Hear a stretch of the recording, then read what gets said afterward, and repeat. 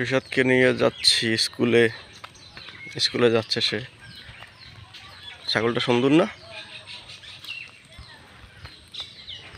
বাসা থেকে ওর স্কুলে যাইতে 5 মিনিট লাগে না, 2-3 মিনিট লাগে।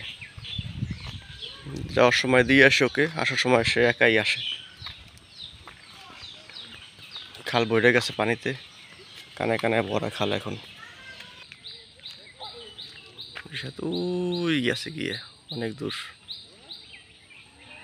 আমি একজনের সাথে কথা বলতেছিলাম, এই ফাঁকে সে চলে গেছে অনেক দূরে। আরে বলছি রাস্তার পাশ দিয়ে হাঁটতে, আর ও রাস্তার মাঝখান দিয়ে হাঁটতেছে, দেখছো?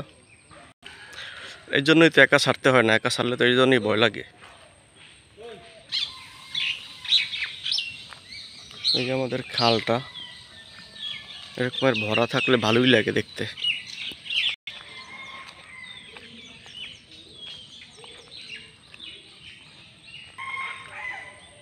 হ্যাঁ হ্যাঁ, বৃষ্টি পড়তেছে হঠাৎ করে।